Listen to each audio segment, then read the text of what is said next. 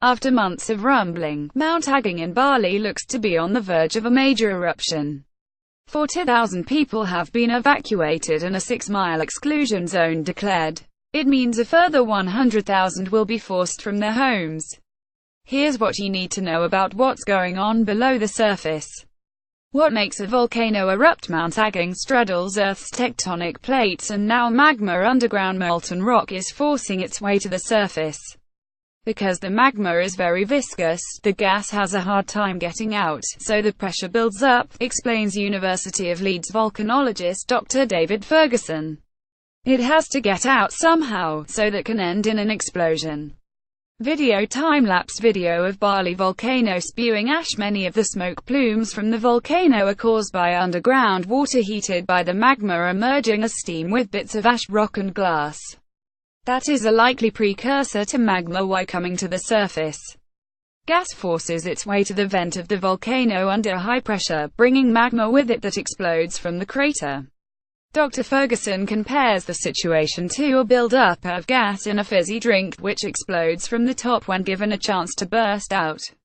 But volcanic bursts are not necessarily violent eruptions. Image muddy waters flow down a river near Mount Agung. It's a matter of whether that gas can escape passively, through bubbling out through magma and through cracks in the volcano, or whether it builds up to such a volume of gas that it bursts out explosively and casts a very high column of fragmented ash high into the sky, explains Professor David Rothery, a volcanologist at the Open University. Why do volcanic eruptions ground planes? What happens during an eruption? The eruption could be spectacular and deadly.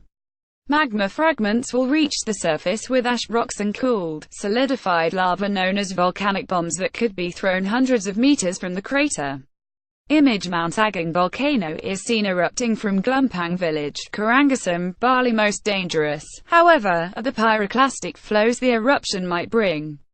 These clouds of gas emerge from the crater at 1000 C and barrel down the slope, carrying rocks and ash. They can be heavy enough to destroy houses and engulf whatever is in their path. They're really inescapable, says Dr. Ferguson. They look like clouds of ash, but they're actually hot ash, gas and rock. Ash clouds also conduct electricity, so when they come into contact with power lines they can bring down the grid. And when it rains, the water picks up ash and molten rock to become thick, muddy lahars flows, persisting for months after the eruption itself. Has Mount Agung erupted before? The last major eruption was in 1963 and killed more than 1,000 people. Plumes of ash reached up to 16 miles above sea level, and most deaths were caused by pyroclastic flows. Image A woman uses an umbrella as she walks through ash. Why is it happening now? Mount Agung is thought to erupt about once every century and mostly remains calm, although there have been several earthquakes reported in the last decade. The run-up to an eruption depends on the build-up of magma from much deeper below the Earth's crust.